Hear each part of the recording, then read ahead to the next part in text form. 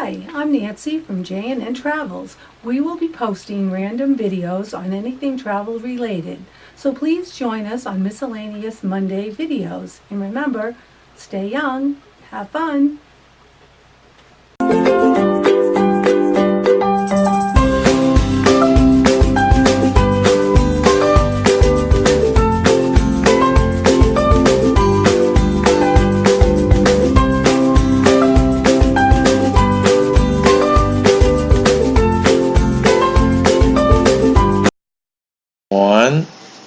Hi, I'm Nancy. And I'm John. And we are J&N Travels. Today's Miscellaneous Monday is another Halloween tribute. Today we're going to do the 9 most haunted places in New England. It's part 2 of a 2-part series on haunted places. Ooh. Number 9 on the most haunted places in New England is the Sterling Opera House in Derby, Connecticut. The Sterling Opera House in Derby, Connecticut is said to be one of the most haunted places in New England. It was built in 1889 and remained open until 1945. Over the years, the performers that it had hosted, including the likes of Bob Hope and Harry Houdini. These days, it is more likely to be spirits that are encountered here.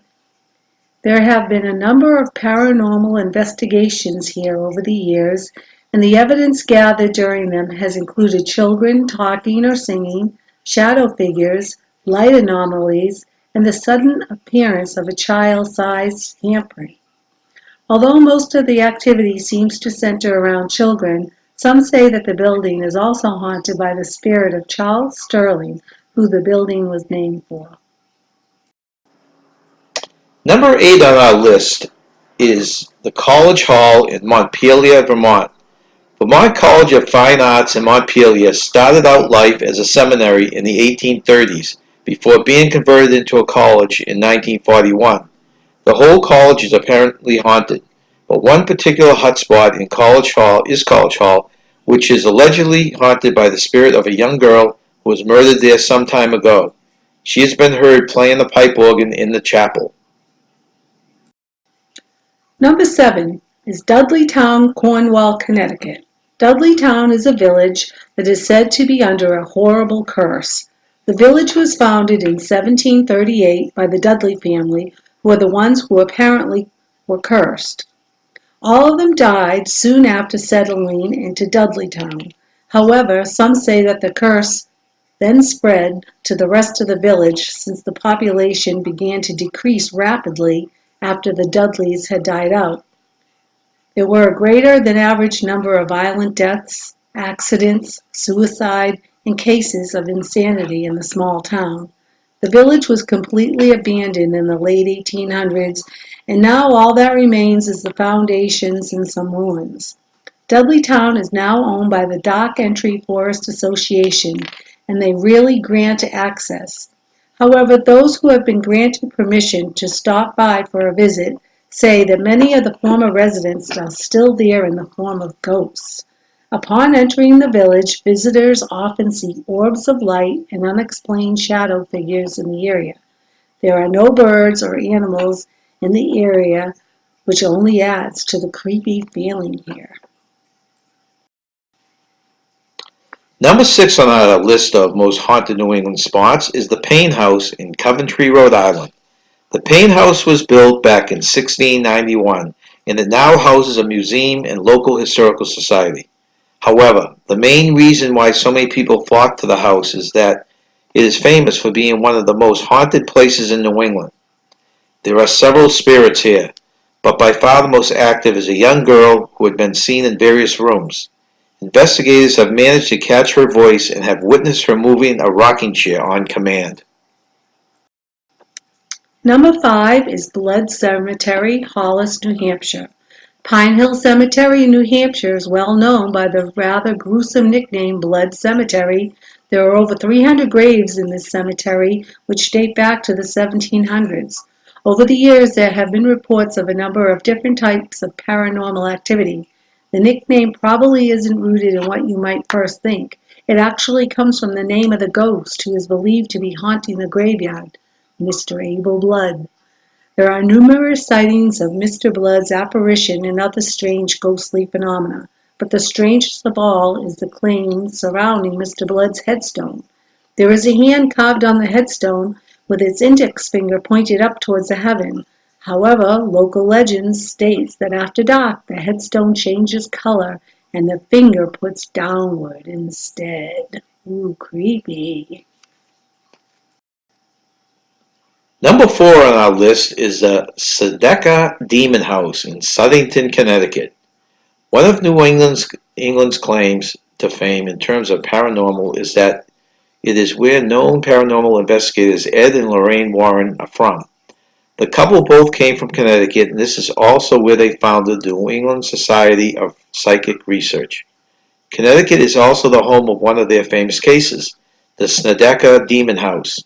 You may have heard of this case if you've ever seen the movie The Haunting in Connecticut. The Snedeker family moved into the home, which was formerly a funeral home. However, before long, they experienced all sorts of paranormal activity. The family had initially moved there to be closer to the hospital where their son Philip was receiving treatment for his cancer. In fact, as Philip was the first to experience the activity, it was initially dismissed as hallucinations caused by his medication. However, the rest of the family soon began to see things too, although Philip was the most profoundly affected and ended up in an institution for several weeks after attacking his cousin. Some of the activity witnessed by the family included apparitions, objects moving, and water running red with blood. The landlord claims that there has been no other reports of activity since the Snedekers vacated the property, but it is probably still a pretty cool place to visit. Number 3 is Danvers State Hospital in Danvers, Mass. Danvers State Hospital was built back in 1874 on Hawthorne Hill, where Salem witch trial judge John Hawthorne once lived. These days, Route 1 passes close to the remains of the hospital, but when it was built, it was a very rural and out-of-the-way location, being approximately 20 miles north of Boston. All that remains of the hospital is one lone Gothic-style building. While in operation, the asylum faced the same claims that most of these institutions did at that time: overcrowding, lack of funding, neglect, and abuse. There was a distinct lack of adequate care and treatment, with those actually receiving any sort of treatment being subjected to brutal methods such as lobotomies and shock therapy. The hospital finally closed in 1992 and remained vacant until 2005, when it was purchased and turned into an apartment complex. The number 2 haunted place on our list is the Fairfield Inn in Kennebunkport, Maine. The Fairfield Inn is one of the many haunted hotels that are scattered across New England. The town of Kennebunkport in Maine was once a shipbuilding and fishing village, but over the course of the last century it has gradually become a summer colony where wealthy families can have a bit of a getaway. Many of the mansions in town have been transformed into bed and breakfasts and hotels. The Fairfield Inn is one of them. This was once the home of Captain James Fairfield, who is a spirit that is allegedly haunting the property to this day. Captain Fairfield died just 5 short years after building the property in 1815 after falling ill, and he was only 38 years old when he passed. An apparition resembling Captain Fairfield has been seen wandering around the entire house, but he does generally seem to favor the basement for some reason. Number 1 is the Lizzie Borden house in Fall River, Mass. There is little doubt in anybody's mind that there is only one house that should be topping the list of haunted places in New England, and that is the Lizzie Borden house in Fall River, Mass. Everyone knows the story of Lizzie Borden, especially the old jump roping rhyme. Lizzie Borden took an axe, gave her mother 40 whacks. When she saw what she had done, she gave her father 41. This, of course, refers to the gruesome axe murders of Lizzie's father and stepmother in 1892. Lizzie was a prime suspect in the killings, but she was acquitted despite the evidence against her. The house now runs as a themed bed and breakfast that has been preserved as it was in 1892. It is also said to be haunted by the spirits of both Lizzie and her alleged victims. Guests have seen apparitions, heard unexplained noises, and even woken to find scratches all over their bodies. Thank you for joining us for our top 9 haunted places in New England. We're going to give you one bonus one, which is the Manor at Franklin Pierce College. It's known as both the Manor and Peterson Hall to people out there. This is a little bit, the reason we're adding this, a little near and dear to me and my wife because both of our children graduated from there, so we spent a lot of time on campus visiting them. And as the story goes, at the turn of the century, what is known as the Manor was previously a brothel run by a woman named Edna McGinnis. McGinnis hung a large portrait of herself in the stairwell leading to the second floor. When McGinnis passed away, the building was sold, but the portrait was never taken down. During the late 1990s, an employee of the college was cleaning the Manor after a banquet and heard a piano playing. However, there had not been a piano in the Manor for many years.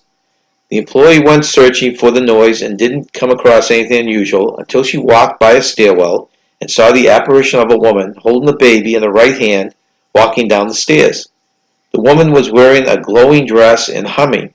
To this day, students and faculty have seen and heard very strange things in and around the Manor.